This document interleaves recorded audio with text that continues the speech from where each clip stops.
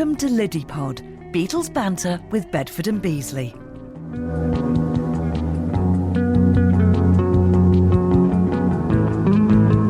Dave, here we are with, I think this is Liddypod 24, if I'm not mistaken. It certainly is, and my dog has just entered the room just to confirm that. Roxy, is this episode 24? You sound a bit rough. Yeah, episode 24. Yeah, it's a great response to the competition for the Bill Zsigmond book. So we'll be sending out the winners, details soon. But of course, the big event is, of course, I went to see a Frankie Valli tribute band last night. Dave, you tease us. We know what the big event is. Yeah, well, I did actually, and they were very good. But now this whole thing, time for Thanksgiving weekend in America, is the Get Back series, Peter Jackson's epic of how to take, 60 hours film footage, 150 hours of audio, and put that into a little 3-part series. When I say little, I mean it's 6 and a bit hours. But we've been waiting for this for decades. Yeah, this is the thing, isn't it, Dave? Because, it's like every so often something comes along, doesn't it, where you think, well, I thought everything had been discovered. A piece of memorabilia comes about, somebody's drumsticks or whatever, it doesn't matter. And you think, well, everything's been discovered. And it probably hasn't. And in a sense, this is similar on a much, much bigger scale, isn't it? Well, it is. We had the excitement of a few years back of 8 days a week, which for me was an anticlimax. I think there was a missed opportunity. So just thinking, is this going to be contrived? Because obviously there's only Paul and Ringo left. Is it going to be a bit revisionist, which the Beatles have been known to do in the past? Or is there genuinely going to be something new in here? And overall, I've got to say, thoroughly enjoyed it. There's so much in there, and that there was so much to learn just from those interactions. So overall, they've done a very, very good job with this. Now, I have done a very good job, but it would be very remiss of us, Dave, and especially the Beatles detective that you are, to not get out, first of all, the couple of chronological errors at the start. So just take people through that. We're not criticising it. We're just saying, come on, this could have been better. You may not be criticising it, but I am. Oh, I tell you what. So you've got to have context at the start.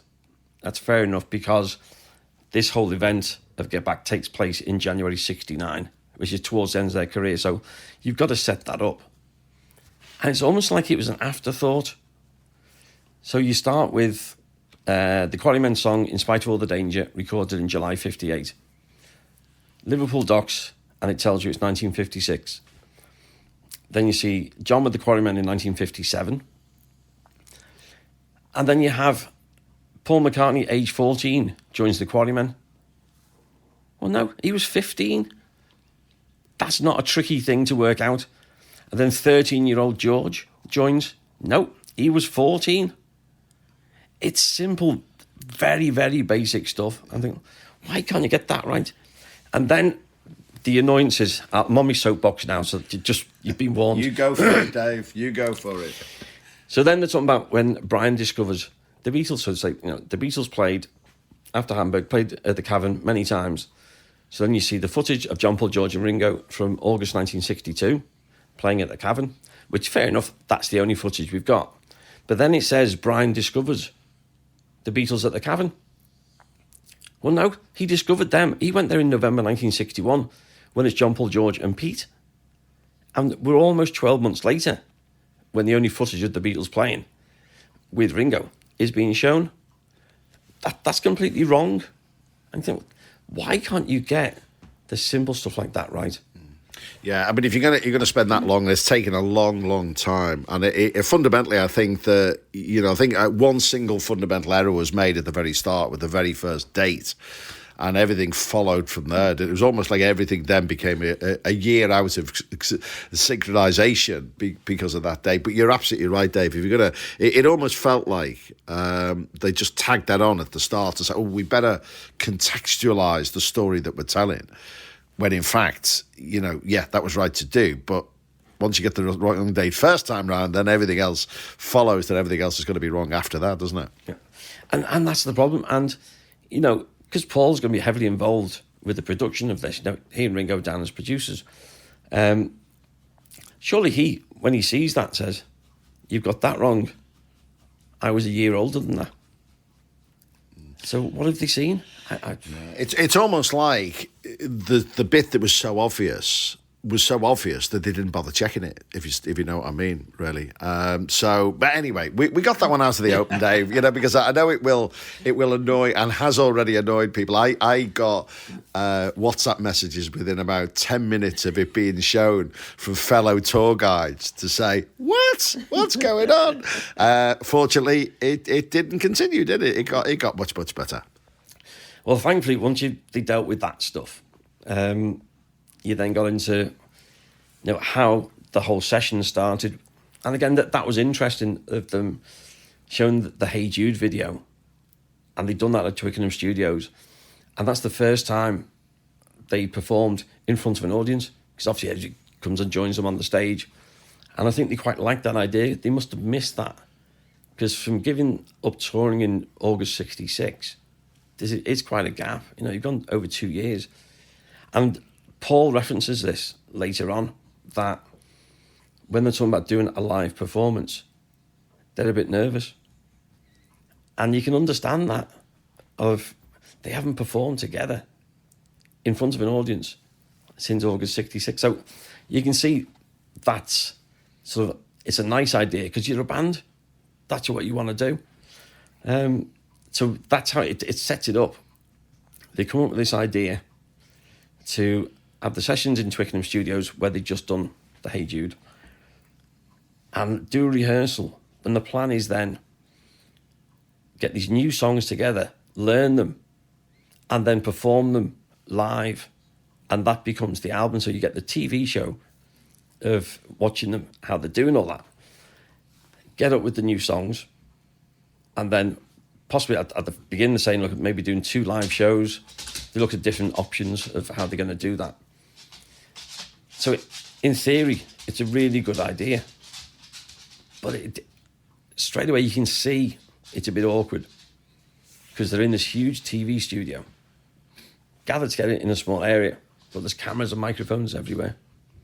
I mean, I was about to say, I mean, a couple of things. Their music had become more sophisticated in that period since they'd stopped touring and stopped performing live. So replicating that in a live context was obviously going to be more difficult. And also, you know, that sort of slightly, not awkward, but you know, we see so many fly on the wall type filming these days, don't we? That it's part of the way of life. But in those days, you know, they were brought together with the intention of doing live performances with all these cameras around them.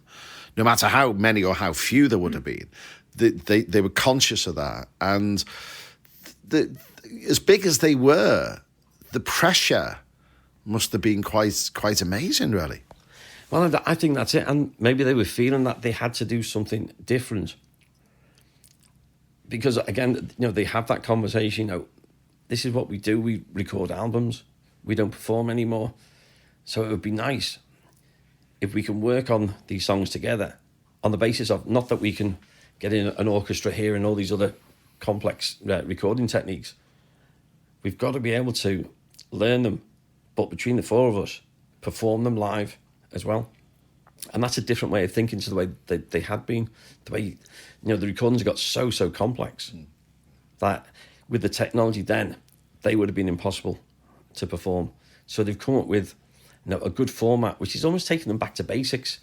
And it's interesting, a number of times they reference Hamburg of, you know, that's where they learned their tradecraft really, on stage, live, in front of an audience.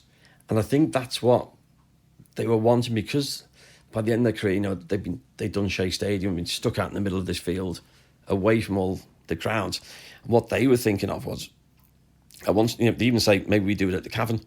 They wanted that intimacy with a crowd again, but were nervous of an intimacy with a crowd again. And There's a lot of pressure on them to do that, and in such a short space of time, to come up with 10, 14 songs, which they've learned together and know well enough to perform. Yeah, and, it would have been interesting, not that we will ever be able to get this, but it would have been interesting to compare and contrast how that process would have taken place in the very early days, when they were writing their songs and performing them live almost within days of, and it's, the complexity of the songs was obviously a factor, but it would have been really interesting to see how that changed. And you're absolutely right, Dave. The hairs on my back of my neck stood up when Paul said, maybe he was slightly tongue-in-cheek, I don't know, he might not have been, but when he said, maybe we should do this at the Cavern. And can you imagine if they had? Well, of course, Paul lived that, didn't he, when he came back in 99. But I think that was one thing they always wanted to do, and George Martin wanted to do, of course, when they're doing the first album. Could record, but the acoustics were awful. But I think that's what they wanted. I think it's no surprise once Paul starts Wings, the first thing he wants to do, lob everything in a van and go round very small places and play. Because I think they just lost touch so much with an audience that you think, well, do we just sit around for days and months on end and make records? When really, for most musicians, what they want to be doing is playing. Yeah, and I'm not a musician, but most musicians start out. Being a musician is a performance craft, isn't it? Really, and whilst ultimately you want people to listen to you, and everybody's not going to see you live, but that's where you begin, isn't it? And that's where the feeling and the vibe from the audience comes from. You can't feel that feeling and vibe from someone listening on a record or streaming the song today as bands do. It's all about that live thing, isn't it? Really. And do you think, Dave, in a sense, did you get the sense from them that they regretted either stopping performing or regretted the idea that they were going to go back to do some live songs? I don't think they regretted stopping when they did. By then, in 66, they were bored because, still, they're doing, 30, 35 minutes? They're used to doing hours and hours on stage and doing the same songs over and over again, just in a different city. All the screaming, all that kind of stuff. The fun had gone out of it. You'd had all the stuff which, of course, they mentioned there with the John's, Beatles more popular than Jesus stuff going on. They'd had the awful time in Manila when they were lucky to get out of the place alive. I'm thinking, why are we doing this? And apparently, after the Candlestick Park one, their last gig, George said, right, that's it, I'm not a Beatle anymore. Because he equates being a Beatle with playing live. And they become a studio band. But I think they just lost the enjoyment of being a musician. And because if you're writing songs, the whole thing is you want to perform them for other people to enjoy. And they couldn't do that. And so they were trying to find something different and more creative, but have that pressure. And I think that was the thing which told a few times, the pressure to do it in such a short space of time. That got to them. And that's when the arguments and the niggles started and the tension sort of bubbled up a bit. The tension in some of those scenes is palpable, isn't it? It's almost a bit cringy, really. You could feel the tension between them, and you could almost see at any moment, any one of them could just put their instrument down and say, I'm not doing this. The tension was immense, wasn't it? Well, and of course that is what happened. And you could see that Paul's the one who's driving it forward, and he mentions a few times, we need somebody here who says, right, you've got to be in for 9 o'clock and we're going to do this and this. We've got to be methodical. We've got to set ourselves targets. And because there was no manager there to do it, he's the one who's trying to drive them forward. But that's not easy to do if you're within a group. And he has that discussion, that John was always the leader of the group. But John was very distracted with Yoko. He was never the most punctual, didn't like mornings. And so they'd wander in at different times of the day. and it would just be chaotic. But on the other hand, there were times when you could see they're getting frustrated, and they just start jamming a song that they used to do years and years ago, and then suddenly you saw the fun, them enjoying themselves doing some of the old rock and roll songs. And you thought, there's that buzz. That's what they were looking to recreate. And I think that was great, just letting them do that. And they're getting the fun bit of when they used to perform live with some of these songs. I think you're absolutely spot on with that, Dave. And I remember, you probably saw this yourself, I remember many years ago in the early 80s when Abbey Road Studios opened up for visitors, and they produced a film of the Beatles playing Abbey Road. And the one thing, we went down as a group of tour guides, and I remember coming out and everyone saying, wow, that was fantastic. But in the whole footage that they showed, there was no footage of them having a laugh. Yeah. And, you put 4 Liverpool lads together, there's going to be creative tensions, but they're going to have a laugh. And there was none of that there. And I think in this, certainly in the first episode to Get Back, it was almost like that joy had gone out of it. But it was only when they actually reverted back to something they'd done a long time ago. You could actually see them sort of, the shoulders dropped, they smiled, they had fun.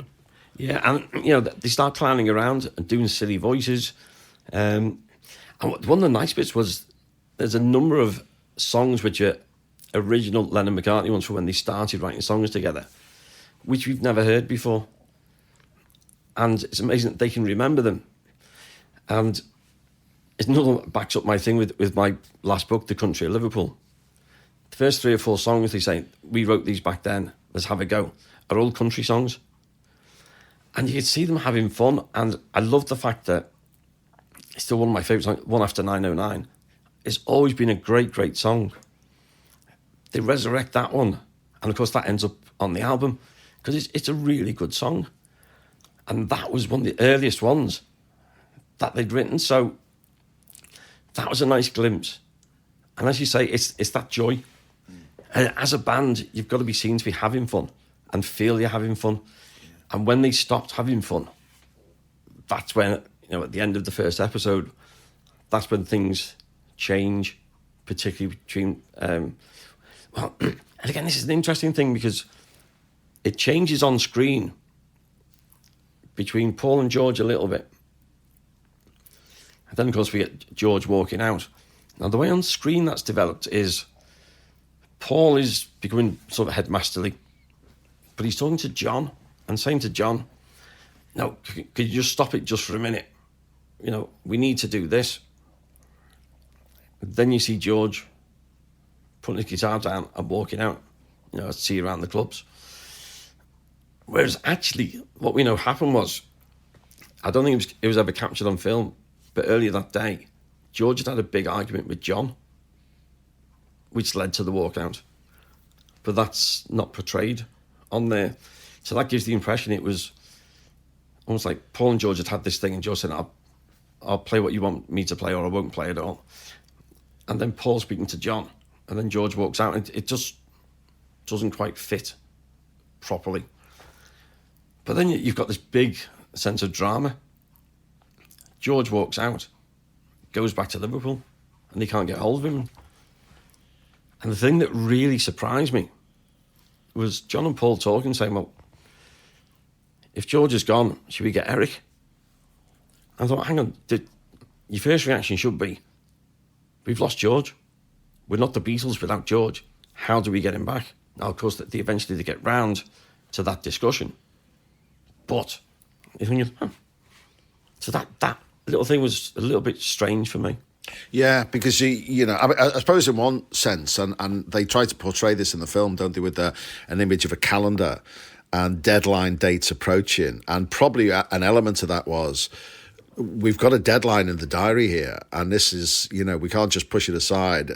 I wonder if they were just looking for a quick solution to get them to that deadline. But yeah, you're absolutely right. You do wonder why that was the first suggestion instead of let's go as Peter George and get him back in the band, But then obviously you see them having their discussion, and eventually John Paul and Ringo decide they're going to go and see George, and the first one doesn't go well. But then at the beginning of the second episode, one of the most moving parts, which really I did not expect to see, George is not there. They're in the studio, and there's only Paul and Ringo, and Mal and Neil, the others are around. No sign of John. And so I was saying, anybody heard from John? Is he coming in? And Paul just says, and then there was two. But then you realise his eyes are moistening up. He's welling up. And suddenly he's thinking this is the end. Didn't expect to see that at all. And thought, in a way, he was the guy who was trying to hold everything together after Brian had died. And he can see it starting to crumble and to unravel a bit. And the camera just catches him with these moist eyes. And you think, that actually got to him. It is a great series, isn't it, though, Dave? I mean, all in all, it is something that people have been waiting for a long time. It's been very well put together, albeit just a few little things that we mentioned at the start. Is this the definitive end of things that we're going to see on the Beatles? If you look up definitive in the dictionary, it says, don't believe this, it will never be right. You'll never have a definitive because you still got an edited version. But for this whole period in the Beatles' time, I think on the whole, obviously you've got that bit right. You can see them when they move back into Savile Row.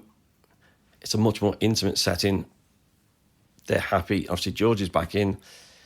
And I think for me, the best thing this has shown is particularly how John and Paul, and then with George and Ringo as well, develop songs. At one point you just got Paul slapping his bass, toying with this little melody. And after a minute or so, you think, hang on, let's get back. And then you see the song develop. Or Two of Us, which they're playing with all electric, and it still isn't working. And then it takes, I think, episode 3, say, let's try it with the acoustic guitars and no bass. And suddenly it just sounds absolutely perfect. So you've seen them where they're tweaking with lyrics, if lyrics don't fit. And that for me is finally understanding how they wrote their songs together. It wasn't just sort of, Paul, I've got 3/4 of a song. John, what do you reckon? John, finish it off. It's not like that at all. You've got the basics of it. But then you see them musically developing it. And then saying, those words don't fit. And then scribbling it out and changing it as it goes. That for me was the most important thing of seeing that transition of starting with very, very basic stuff and coming up with, yet again, some more incredible songs. And even, they're trying to decide where they're going to do the live show, if they're going to do the live show. And even the day before, when they finally said they were going to do the rooftop, they're still umming and ahhing whether they're actually going to do it or not. And then, of course, yeah, they do. And this obviously, it all builds up to this. This is what we're waiting for. Because we had that concert footage on the Let It Be film, the original film. But they've added in lots of lovely bits of talking to more people down on Savile Row. You get the Jobsworth policeman coming in. And that kind of decision. But I think the nice bit of how it ends up is with Billy Preston being brought in and realising he just popped in to see them. Now, they've been friends since Hamburg. And he just fitted in so well. And I say, do you want to do the album with us? And he says, yeah. And then they have this discussion. What are we going to do? How do we pay him? Do we get him to join the band? Does he become the fifth Beatle? And he just fitted in so well. And they get this amazing concert at the end. So it's been brilliantly put together. So I'm off my soapbox now. I've had me little rant on the first bit, but I'll have to go through and watch it again a couple of times because there's so much in there. Yeah. I think it is. It's that type of thing, isn't it, where you watch it once and then you go back, and actually when you watch it for the 4th or 5th time, you start seeing things that you didn't see on the first 3 times, and that's a great thing. So it's on Disney Plus, and it is definitely well worth a watch. and for hardened Beatles fans, it's gonna be the thing to watch and watch and watch again, and see all these little nuances along the way. It's good, isn't it, Dave? Yeah, it's nice to see him do it. It's the biggest project, obviously, since Anthology, really. So if you've got all those together. And it's one I was having this conversation with a friend of mine. The Let It Be album is one that I rarely go back to play again. And so deliberately, I watched the Let It Be film, and then I played the Let It Be album and the Let It Be Naked version as well. Sort of forgetting there's some brilliant, brilliant stuff on there again. So it's rediscovering again. Now that I've seen how the songs came together, I'll listen to the album differently. So it's been a really good experience. You're listening to Liddypod, Beatles banter with Bedford and Beesley. Moving on, other news that has come about, and certainly people who are listening from within Liverpool might be aware of this already. People from outside the city may or may not be aware of it. And that's the whole issue of a statue for Brian Epstein has moved on quite a lot in the last month or so. Well, it's great news because, we've said for years, if you've got a statue to the Beatles, fair enough. But there should be something for Brian, because we all know if it wasn't for Brian, the Beatles would not have got out of Liverpool. And so finally it's happening. And they've got Andy Edwards involved, who did the great 4 Beatles statues down at the pier head. So it'll be good. It'll be good to see. And now, we've seen the maquette. We've now got the idea of what it's going to be like. And it looks like the funding is now coming together as well. So, yeah, really excited about it. Yeah, and you've got to take your hat off, haven't you, to those people who've been, battling away, working away, getting the funding over the years, who've done a really, really good job in making this come about. Because, people think, it's a statue, you just get the money together, you stick it up. But it's far more complex than that. And there's, there's a small group of people who have been working very hard to make this happen, hasn't it? Yeah, and that's how these things happen. Just get some fans together and you think, right, I'm passionate about that. I want to do that. Like I was able to do with the Saving Ringo's Birthplace at Madryn Street. Got a little group together of us and we did that campaign. And so when fans do this and it catches on, you think, yeah, this is right. This is what it should happen. And yeah, Brian's been deserving of a statue for so long. And it's going to be really nice to see it. And for him to get that sort of recognition. Because, of course, again, referencing, I was going to say get back. It's a bit clumsy that then, doesn't it? Yeah. So we look at that, one of the big things was when Brian died and they've got no manager. They're struggling. What do they do? And they said, we're not going to have another manager. Though interestingly, just every now and again, there's little references to Alan Klein. And John's been having little meetings with Alan Klein while they're doing these get-back sessions. And, of course, that's what ends up with, the eventual split. But Brian, even though they'd stopped touring, they still needed him to be the boss and just to give him some structure and say, right, this is what we're doing. Here's the list. You do that, you do that. Once Brian wasn't there, that caused all kinds of chaos. So even if maybe he felt by 67 he wasn't doing as much, he was still needed. And for me, it's always the biggest sadness is that maybe he would have prolonged the career of the Beatles, but he's never got to see the legacy, because he should still be around now. And to see that, 50 years after they've broken up, we're still talking about them. So the man deserves this. And yeah, hopefully it'll be another good tourist attraction as well. Get him the recognition he deserves.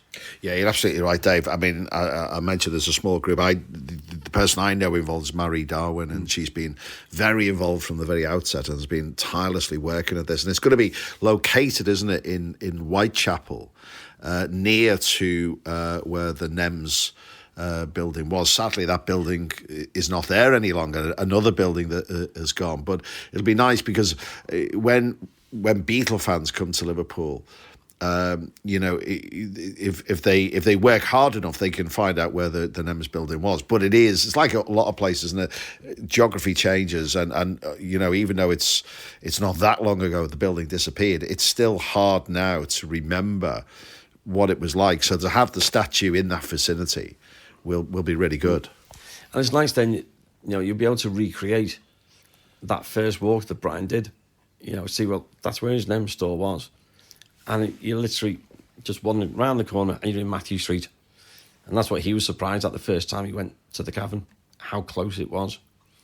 And it just adds nice, that little area. You can walk down bottom of Matthew Street, go past the White Star bulb, and you'll be there where Nems was. Go around the corner, you've got the old Hessies and the Rigby statue. Hang a left and you're back at Matthew Street. And it's a lovely little walk, that one. Just with some very significant little places. Yeah, it is. And the thing that gets me, it's when you think about it, geographically, Nems and the Cavern Club are very close. In terms of culture, everything else, for Brian's point of view, that was well, it might as well have been on the other side of the world, really, but not that 2-minute walk. Well, it was, yeah, because, of course, he was more inclined towards the classical music. So, going down to the cavern was not his thing. And when he first went, and because he was always immaculately dressed, he stood out. There'd be other people like in their office gear and stuff, but they tend to be... Brian was one of those people, I think he was born aged 30. He just always looked old. Yeah, he was only 32 when he died. He wasn't that much older than the Beatles. But yeah, I think that was his big surprise, was how close this little world was. And yet it was a world away for him. He knew nothing really of that little culture. This is Liddypod, Beatles banter with Bedford and Beesley.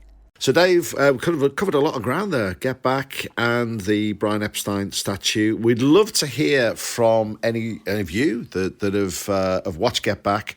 What your views are. Tell us. And what I'd love to hear, Dave, is not just people's views on it, but there's so much footage there. As we were saying before, there's going to be things you miss.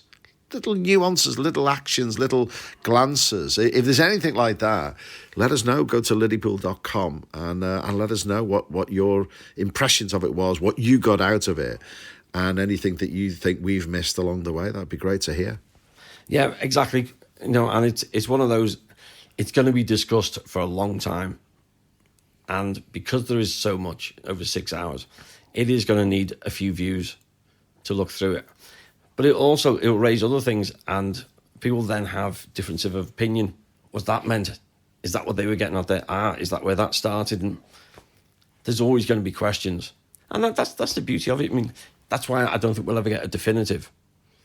Because a lot of it then is subjective. And that's how it should be.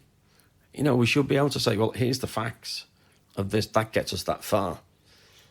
But unless we're actually inside their heads, we can never say exactly that's what they meant. Or I think we're sort of left with sort of a negative view of the Let It Be project.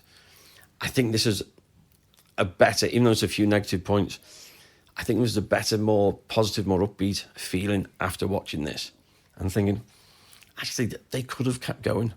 You could see that musically when it worked. It was geniuses at work. Now, Dave, one thing we need to do before we finish in Liddypod 23, we had a competition. To name it Liddypod 24. We'll remind people of what we were talking about in Liddypod 23 and the competition. We've got a winner. Yeah, so it's talking about Bill Zygmunt's book that I've done with him, all his photographs. And we've had some great entries. Thank you so much for... of course it was Austin Reed's. That's where Bill first photographed the Beatles. So well done for listening to everybody.